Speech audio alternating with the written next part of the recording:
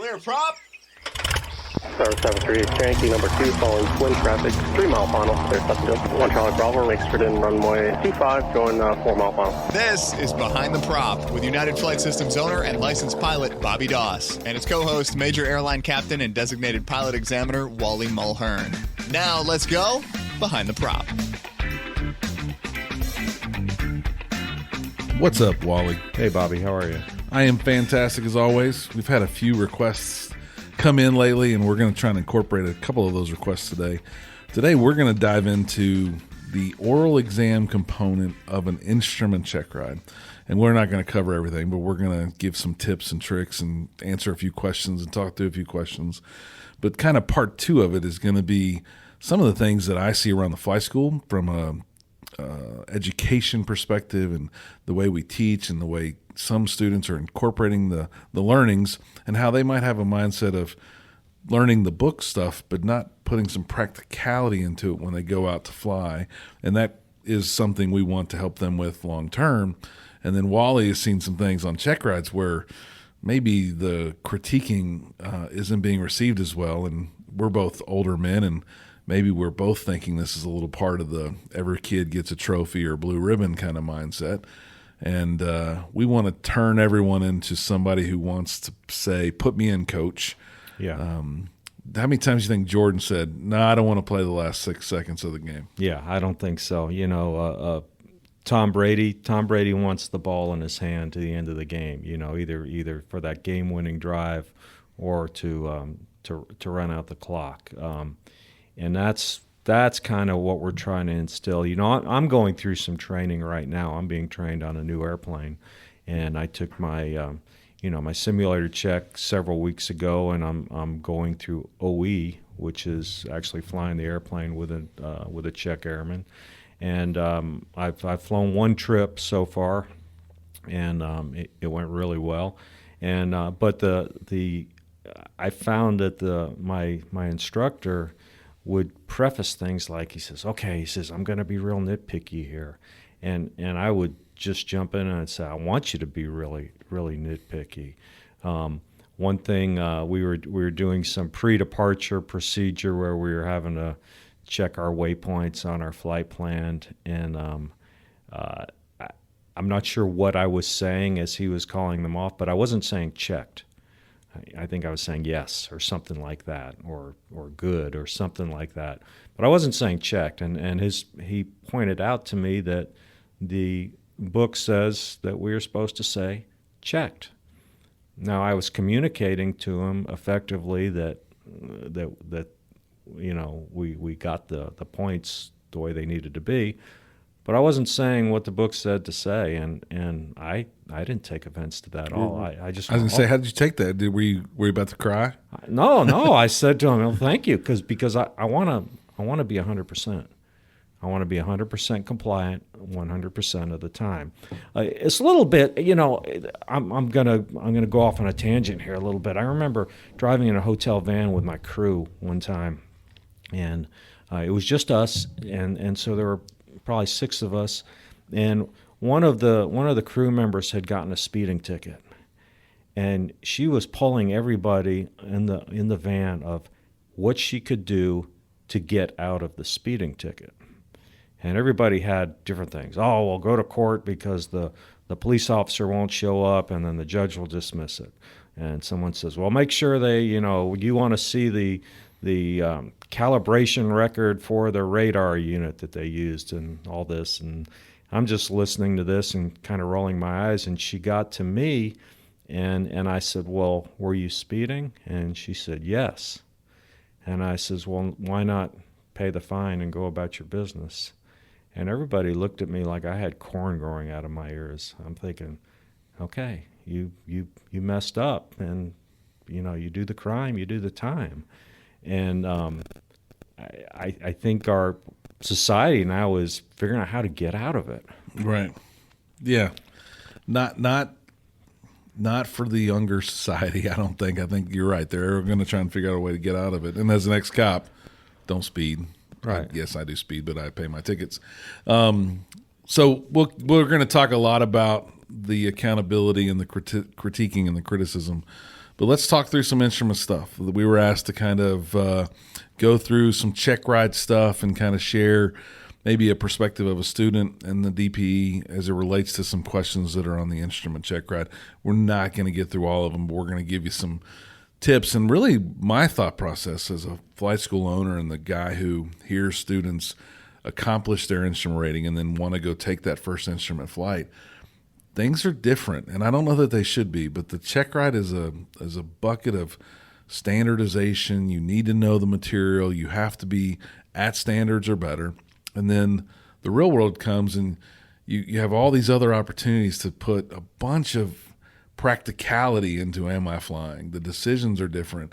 The trips are different. It's not a check ride. It could be life or death in some cases. And then it really could be a very unimportant flight that you just immediately cancel because doesn't have much value for you or your passengers if there are any, Right. And so we're going to talk through these questions from an ACS and a standards perspective, and then we're going to try and put some of our own practicality into it, and then we'll talk about some critiquing as we wrap up the show.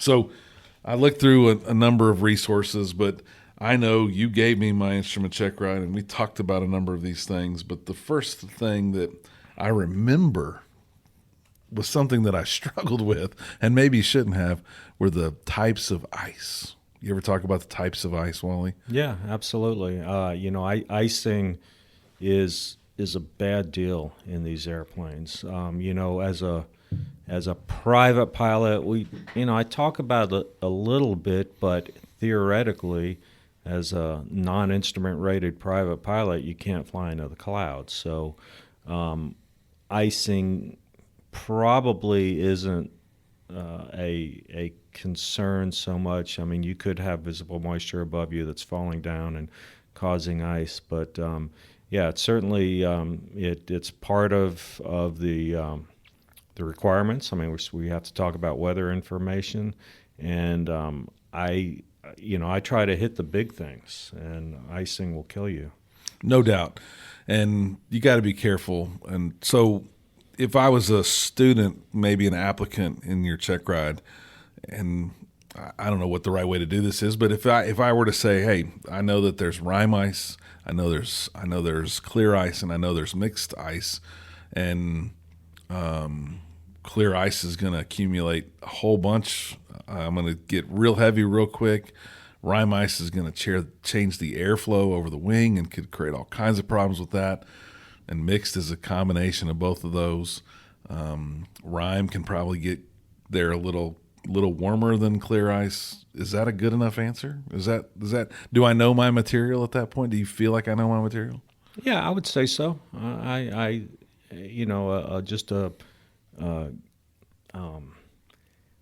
And I'm probably not so much concerned about knowing types of icing as what conditions are conducive to icing. I think knowing the standard lapse rate, based on an outside air temperature of 12 degrees, what is the standard lapse rate? 12 degrees Celsius, 2 degrees Celsius. So 6,000 feet above the ground at 12 degrees is where we would expect the freezing level to be. Of course, that's a standard atmosphere, and sometimes we don't, or a lot of times we don't have that.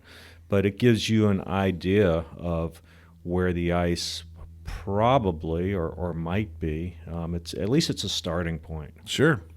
And I think back to, we did a show not too long ago on personal minimums.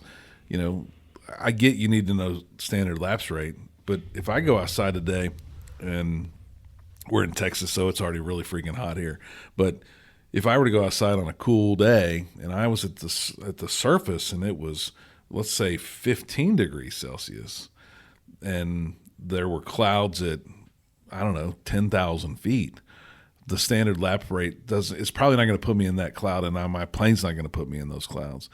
But if I'm out here and it's 6 degrees Celsius and it's marginal VFR, don't you think everywhere visible moisture is, there could be icing? Yeah, absolutely. And I'm a no-go. Like my personal minimums say 5,000 feet from where a standard atmosphere would create problems for me. Right. I don't care if they say it's really warm up there. I got 1,000 PIREPs that say Don't worry about it. There's no ice up here.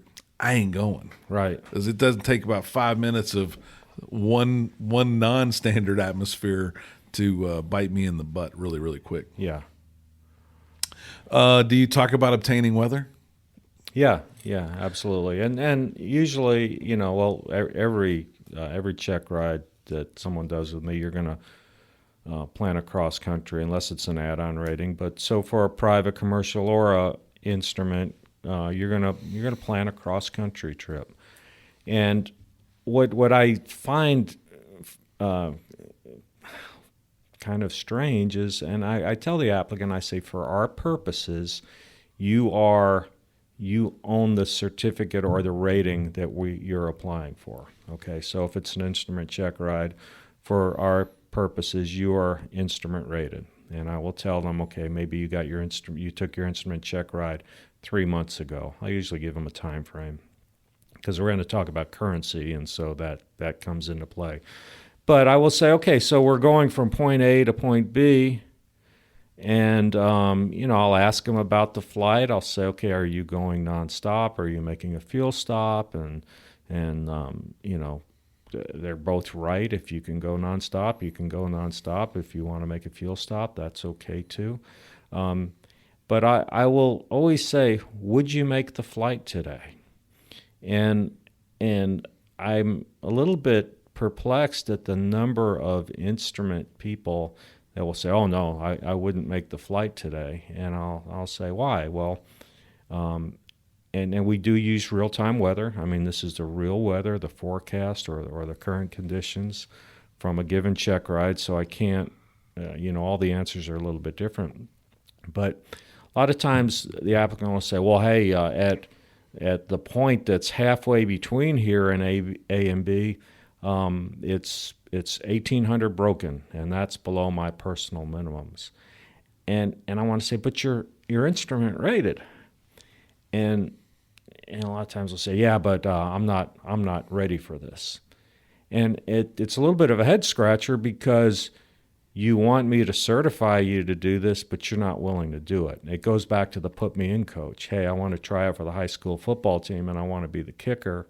And when it comes down to the last 3 seconds of the game and we're down by 2 and we've got the ball on the 12-yard line and it's going to be about a 30-yard field goal, and the coach calls me and I say, no, I don't want to go in. 25 yards is my personal minimum. Yeah, exactly. It's you want someone, you don't want to be, I don't know what the right word is, but you don't want to be overly aggressive, but you want someone that has that Michael Jordan of attitude of, put me in, coach, give me the ball. What about the person listening right now, though, that says, look, I was a private student not too long ago, and I learned about all these attitudes and mindsets, and I shouldn't have it won't happen to me mindset, or I can go do it kind of mindset. Where are we not talking a little bit about those boundaries there? Yeah, we are. But at some point, and I run into this a lot on commercial check rides. I will try to push the boundaries with the applicant of things going wrong with the airplane. It's real. I will say maybe a system or component of the airplane is inoperative, and they say, well, I'm not going to go. I'm just going to cancel the flight. And we're trying to troubleshoot to maybe fix the problem. Maybe we're talking about a light bulb. Yeah, it could, nav light. A nav light, and maybe there are provisions to where we can make the flight with that in op, or maybe we can fix it. Maybe there's something going on with the engine on the run-up that you've discovered, and there's a procedure in the flight manual to clear a fouled spark plug. Well, if we can do that, at some point we want to be mission-oriented. We've talked about that on many episodes, being mission-oriented, because as a commercial pilot, you keep canceling. At some point, you might find yourself out of a job. Yeah, so we did get a little distracted there. We talked about obtaining weather. If I told you as an applicant that I would think big picture first, get smaller along the way, I'd look at aviationweather.gov, look at all of the forecasts that would possibly impact my flight. I'd look at if there was a TAF available where I was going and where I was leaving. I'd look at that, METARs along the way. I'd then call a weather briefer and talk to them. Obviously, if it's an IFR flight, which would be in this case an instrument check ride, I'm going to file that flight plan, listen to the briefer, ask advice of maybe more senior pilots around me. Would you say that would be I did the right things to obtain weather? Yeah. And then maybe quiz me on every one of those aspects. Yeah. What types of forecasts are there, et cetera, right? Yeah, and just looking out the window. I can tell a lot by looking out the window, or walking outside, feeling the temperature. I know we've said this. We're in the Gulf Coast. If we walk outside and it's warm and muggy, the wind is probably out of the south. If we walk outside and the temperature is unseasonably cool, which for summertime we would be in the low 80s. We'd walk out and say, "Oh, I need a sweater." The wind is probably out of the north. No question. Yeah. Let's move to the departure phase of flight in an instrument flight, maybe. Do you talk about departure procedures in the oral exam? Yeah, absolutely. We're required, so we do talk about a SID, standard instrument departure. How we would fly that. We would, we might get a radar vector to a fix. We may get a radar vector to intercept a radial, and how we would set all that up and be ready for that. And something that I talk about with the applicant is just as simple as how to obtain your clearance. And most of the applicants are really good at how to obtain their clearance at their home airport. But how do you obtain a clearance at not your home airport? In other words, if you're at a controlled airport, you just call ground control or clearance delivery, and they read it to you. But if you're at a non-controlled airport, how do you do that? How do you get that clearance? And there are several ways. I mean, you can do it via phone call. You can do it in the air if you're able to depart VFR. But a lot of people struggle with how to get that clearance at other than their home airport. Yeah, phone call's probably the best and really the easiest. Yeah. What about ODPs? Do people obstacle departure procedures, right? So you're in a rural area, maybe you have some terrain. There's probably something listed that would be in the terminal procedure. Yeah. And you need to know those. And that's not going to probably be part of your clearance delivery. You're going to have to fly that because it's part of that airport, right? Right. And, a lot of times figuring out how to get a clearance is as easy as talking to someone who's at the airport. Hey, how do you get your IFR clearance out of here? Oh, call clearance delivery on this frequency, maybe from the airplane, or, hey, I've got the phone number here, right here. Something that I think I tried to memorize all these different ones, but VOR checks. There's a standard and there's 5 options, I believe, that you can choose from.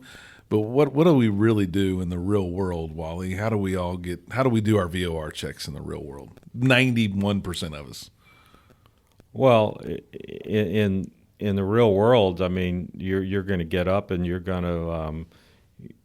probably going to be using GPS and compare the VOR to the GPS, or if you have 2 VORs, comparing them against each other. Yeah, the dual VOR check is by far the one we do 99% of the time. But right. Do you go through with an applicant and they go through the 5 ways that you can do a VOR check and test them on all that stuff? I probably don't get into that maybe as much as I should. You've kind of told me that maybe that's something I could add to my repertoire. And we do talk about the No, VOR I'm not. No one wants me to do that. Make your check rides more difficult. Yeah, no. We do talk about the requirement for a VOR check. One that I stumbled across when I was preparing for this podcast that I honestly struggled with, because it's this memorization thing that didn't have a whole bunch of practicality for me, was the transponder codes. Do you talk about transponder codes in an instrument check ride, or do you leave that for your private students, applicants? We will talk about loss comm in an instrument check ride, and that will normally come up, loss comm, transponder check. Now, and I will expand that a little bit and talk about reasons for loss comm. I mean, most of the airplanes that we're flying have pretty good radios. They're usually very reliable. Most of the airplanes have at least two, or have two communication radios. So the chances of one going out is very slim. The chances of both of them going out are extremely slim, with the exception of a total electrical failure. Which means I'm probably going to lose my transponder pretty quick, too. You lose total electrical failure, you've now lost because I'll ask somebody, okay, well, with a loss of comm, what do you do? And they talk about, how they would fly. And I'd say, well, how are you going to navigate if it's been a total loss of electricity? And a lot of times they'll say, well, yeah, I'd lose my GPS, so I'd have to use my VOR. Okay, so is it a solar-powered VOR? And then it's a head-scratcher, and they say, oh, boy, yeah, I can't navigate. So how would you get down? And that's the big thing. I mean, single-engine airplanes usually has one alternator. Some have two. But if you do have a loss of electricity, it can be a very challenging situation. That's definitely an emergency, though. No question. Absolutely. No question. Absolutely. Declare your emergency and get some help. Yeah. I can say the heightened awareness, and I normally fly something with a standby battery, but if I was in a single engine, single battery, single alternator aircraft, I would be watching my voltmeter and my ammeter religiously throughout the time I'm flying in IMC. Yeah, absolutely. Because you're going to get an indication, and probably that indication is going to give you enough time to get to VMC and make that not quite as dangerous for sure. Yeah. And you got to challenge yourself. You got to say, put me in, coach, and figure out what are you going to do if you don't have that time. How are you going to handle that situation? Yeah. I had an instructor that had me fly the sim and slowly failed everything one time. I'm in full IMC in a simulator, and all I got left is the compass. And I was amazed that I was able to keep my heading. Didn't matter what heading it was. And I kept descending slowly but surely, keeping my wings as level as I could so that compass didn't move. And I came out of the clouds and could fly the plane, right? Right. But if you don't practice that and you're a single pilot, that's going to be very hard to do the first time that it ever happens really in the air. And that goes back to the weather briefing we mentioned earlier. You mentioned, big picture. Okay, weather is really bad. Well, I won't say bad. Let's say it's 1,000 overcast between point A and point B. Well, where's the good weather? Is it to the left? Is it to the right? Is it a little bit beyond my destination, or is it back behind me? So which way am I going to turn the airplane if things go bad in a hurry? This is the practical pilot conversation. There was a air safety video I watched. I remember watching it a long time ago. A guy pushed himself to his limits, and I believe the controller kept telling him, there's clear weather 10 miles east of your current flight path. And at that time had plenty of fuel, plenty of time, obviously, and kept trying to make that approach at that airport, and ultimately ran out of fuel and got hurt really bad or got killed. And it was this whole, man, why would I go that 10 miles over there, right? We could second guess everybody, but there's there's a real out like that, man, you got to take it, especially if that alternator's quit providing volts Right. to that battery and the amps are being sucked out of that battery. You need to go somewhere quick. Yeah. No question. So I sucked at transponder codes. I came up, somebody shared a mnemonic with me that I loved, or a saying that I love. Do you have any memorization sayings for transponder codes? I don't. So somebody told me, and it kind of goes in order, that if you ever get confused, if you say, "Hi, Jack, I can't talk right now, I'm having an emergency," that you would know the order of those transponder codes. So "Hi, Jack" is 7500. Okay. "I can't talk right now," 7600. "I'm having an emergency," 7700. So a good little way for any pilot to remember if you don't keep those top of mind for you. "Hi, Jack, I can't talk right now, I'm having an emergency." We talked a little bit about activating and closing those flight plans at those non-controlled airports. What about some just other stuff? I'm making some assumptions. You're the DPE, but I would assume new, minted, almost minted instrument pilots, you ask some questions about approach plates or whatever else, they're going to fumble and stumble because they've just not been interacting with them a lot. Yeah. How many people struggle with missed approach points on approach plates? A lot of people do. And That's a pretty important thing to know. That's a very important thing to know.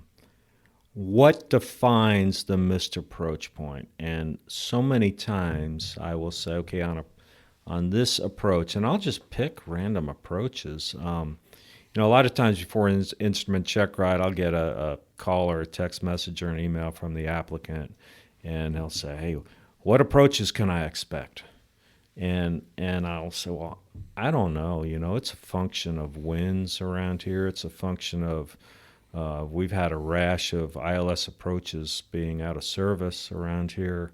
So it's not that I'm trying to keep it from the person, but I don't want to tell you we're going to do approach ABC and then the winds are different that day, and really we're going to do approach GHI."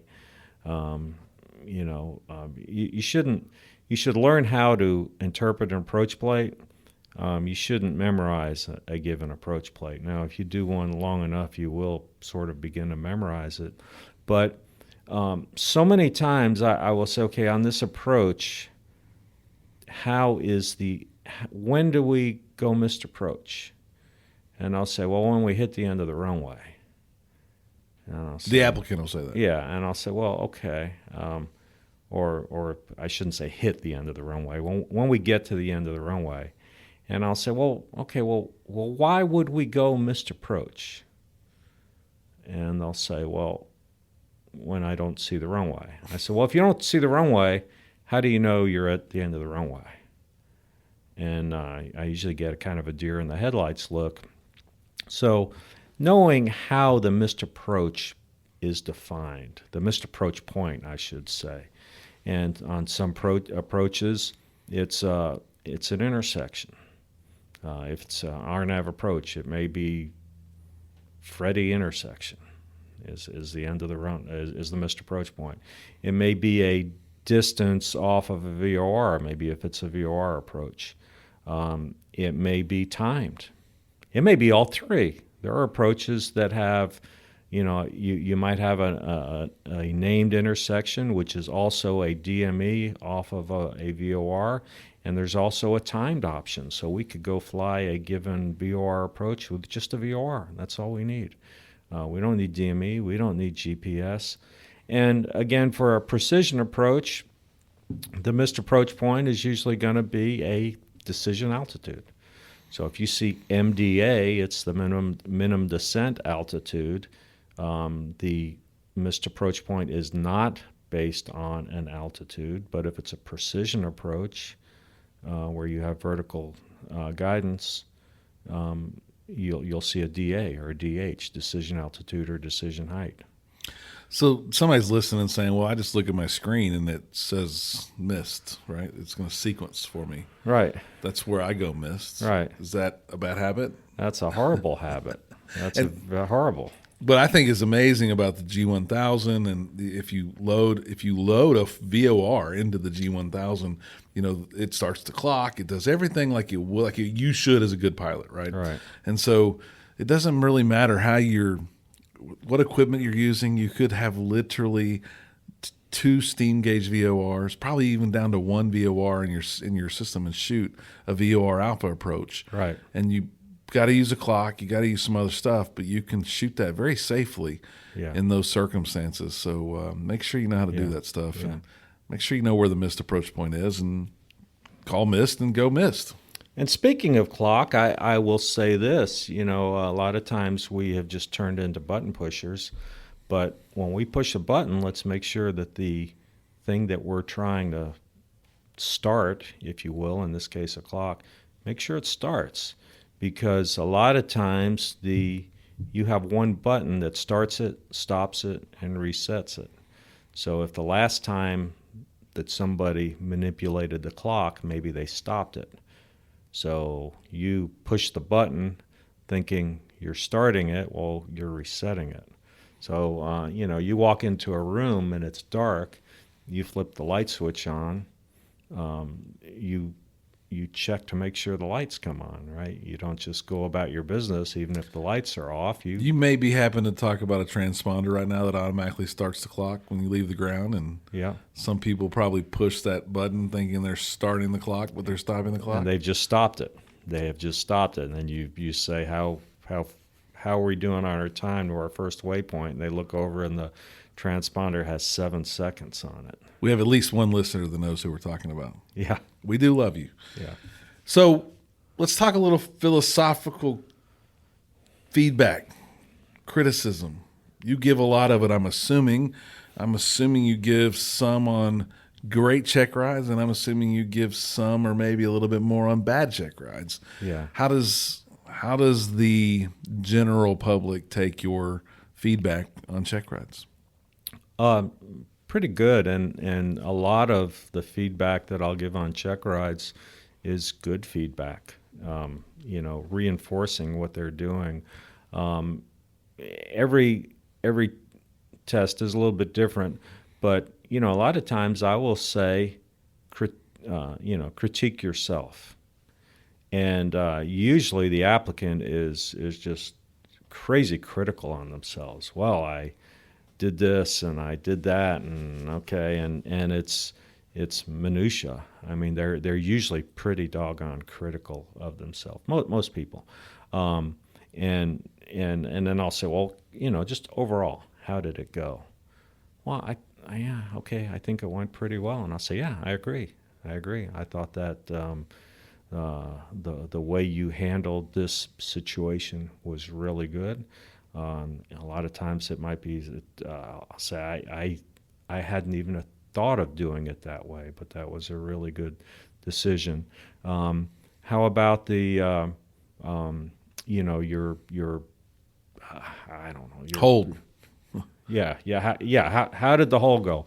Well, initially, I was thinking it was a teardrop entry, and then I got close, and so I was kind of fumbling around, realizing a parallel entry was really the way to go, and I'll say, okay, I agree. It initially you started to turn the wrong way, but you got things squared away, and you entered the hold, and it met the standard.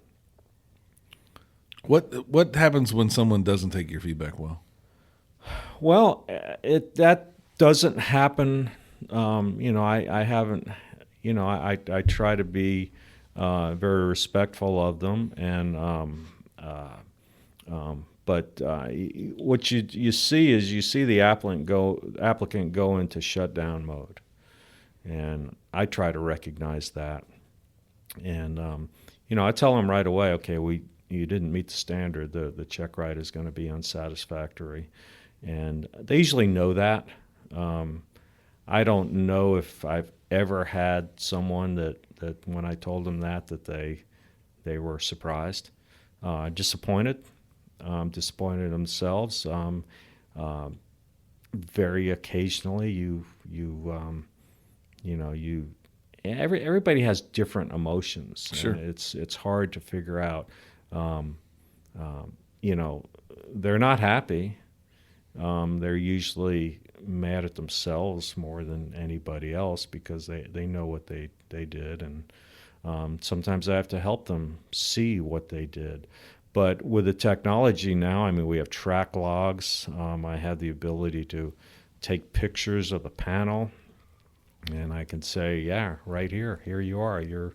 You're 200 feet below MDA, and you still got the hood on, and that's probably not where you ought to be. Yeah, for sure.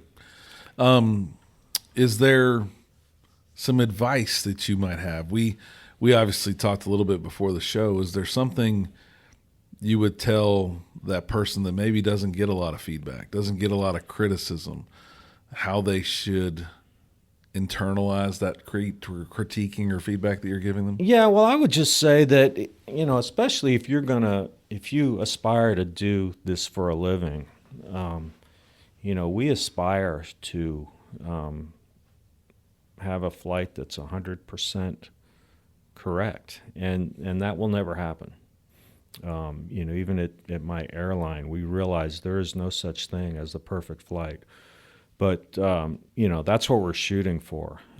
You know, I've used this analogy. I mean, a baseball team's goal at the beginning of the season is to go 162-0. It's never happened, and most likely will never happen.